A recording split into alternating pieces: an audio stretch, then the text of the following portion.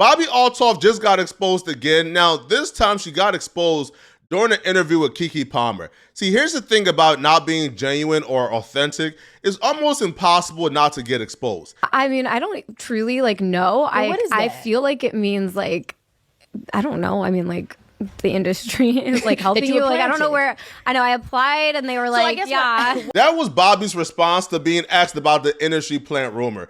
Now, she pretended like she doesn't understand what an industry plant is, even though she's been getting called an industry plant for the latter part of 6 months. So you mean to tell me that nobody in her team has notified her, yo, an industry plant means this? But unfortunately for Bobbi, we're not stupid, and the person she's being interviewed by isn't stupid as well. So Keke Palmer played dumb for a while and led Bobbi into her trap. But what I think is an industry plant is, it's like somebody that has been that is tied to someone else in the industry and uses those connections to capitalize, and they have zero talent. That makes more sense than what I thought it was. So I was like, what did you think it was? I don't know, the industry comes in and is hey, we pick you. You're going to be the next. I don't know. Yeah. I don't have any ties though, so I would love to have had ties. I feel like my life would have been a lot easier if I had ties. After hilariously pretending like she doesn't know what an industry plan is and finally receiving the definition from Keke Palmer, she then says, "Oh, that doesn't apply to me. I wish I had connection though. My life was really hard." If I had connections, it would have been a whole lot easier for me on this journey. Huh? Bobbi, are you okay? Blanco, breathe and relax. Yo, this woman is a despicable liar. It's as if she doesn't know that we know that she knows that we know that she signed to the WME agency. Now, if you guys don't know who WME is or the significance of her being signed to them, coincidentally enough, the non-industry plant who got all of her bigger guests, such as Drake and Rick Glassman and Funny Marco and others, right, through persistency, somehow is signed to the same agency that all of her bigger guests is also signed to. She can't think we're this dumb, bro. She can't possibly think we're this stupid to think that the agency that she signed to, that all of her bigger guests are signed to, well, early on at least, that agency had nothing to do with you getting those guests. Be for real here, bro. But Keke Palmer called her out on it in a real slick way, and Bobbi ain't even see it coming. Don't have any ties. Yeah. Just have Well, you do feel kind of planty. We do have the same manager, so is this? I know, isn't that crazy? It feels a bit planty. This is definitely you got here in 5 minutes. It took me 20 years. Hey. Shout out to Keke Palmer, man. That's a masterful way to call out the person you're interviewing BS, but still maintaining a frame to where the person doesn't know if this is going to be a gotcha interview or a friendly interview. They still feel comfortable, but you're leading them into holes they're not really expecting. Keke Palmer called her out and said, bro, we got the same manager. What you mean you don't have anybody? The manager that you got, it took me 20 years to get. It took you 5 minutes to get.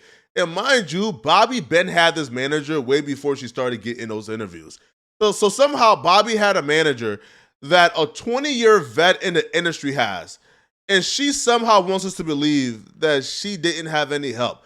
So Keke Palmer began to persist and sort of press her on, okay, then walk us through exactly how you got these big interviews.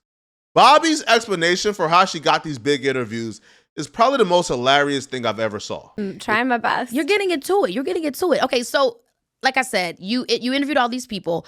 How did you get them on your podcast? What was the trick? The trick, persistence. Don't ever.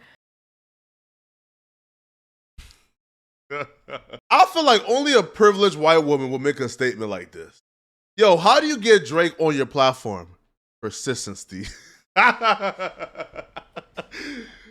Just try really hard and he go, man, get the don't be afraid of, Funny Marco, I was like, I'm gonna, at the time, he had such a large following, and I was like, there's, he is so famous, how am I ever gonna get him on the podcast? I remember he was my, there's no way he's actually gonna come on this. Yeah. And I posted a story and I was like, Funny Marco, come on my podcast and I'll give this girl money if you do. And he was like, okay. And I was like, no way. And he came to my house and he did it. As implausible as it is to tag a celebrity on Instagram and tell them, come do my podcast, and they pull up to your house for filming As implausible as that is, I would say with Funny Marco, her story may be true. But this story with Drake is probably the most laughable thing I've ever seen. And then then he called me one day and was like, look, Drake followed you. And I was like, oh, no way. I go look and I was like, no way. What the hell? Like, what? I didn't follow him. Like, I was like, this is crazy. And then he was like, he followed you and liked our clip together. So I was like, that feels like he wants to be on my podcast.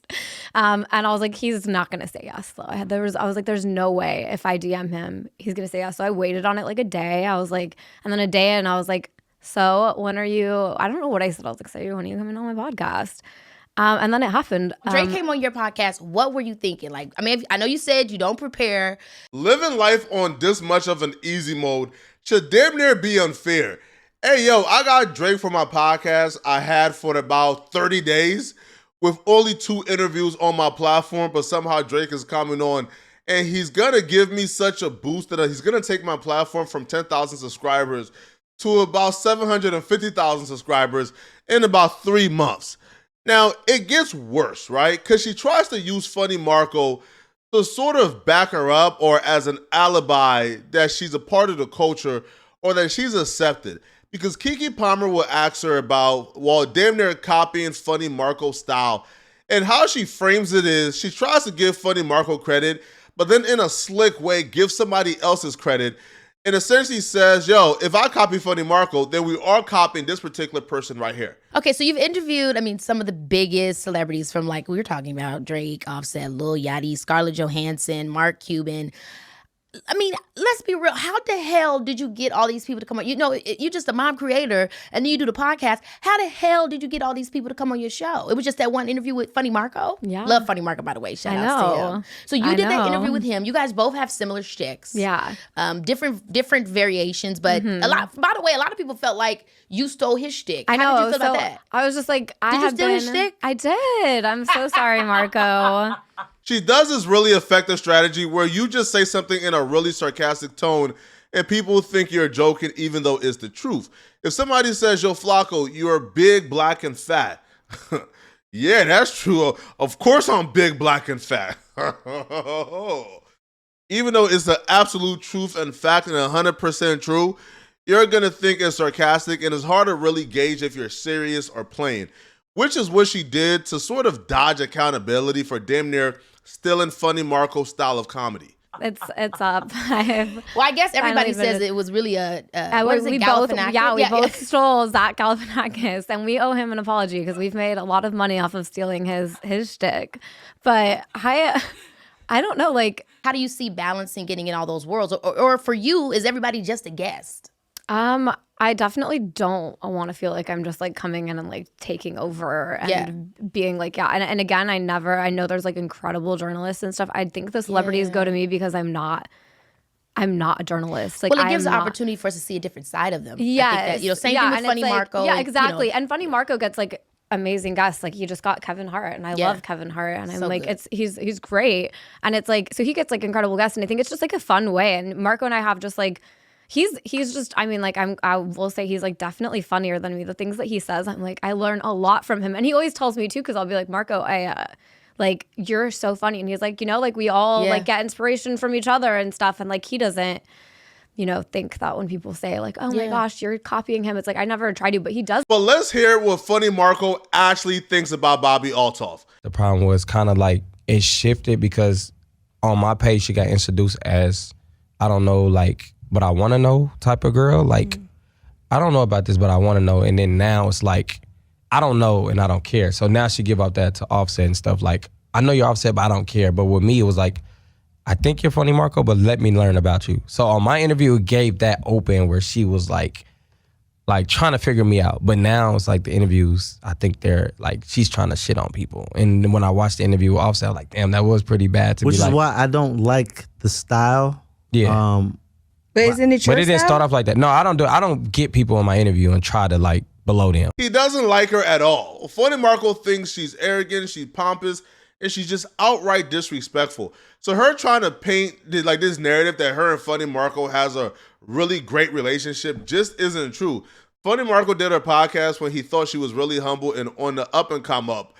But after she got some clout and flame, bruh, she turned into a real disrespectful prick. And her denying she's an industry plant to me is just blasphemous, man. But again, when you're not genuine, when you're disingenuous, and when you really don't have an authentic origin story, you're consistently gonna get exposed time after time after time. But y'all let me know in the comment section, what do you guys think in regards to this, man? Is Bobbi Althoff an industry plant or is she not?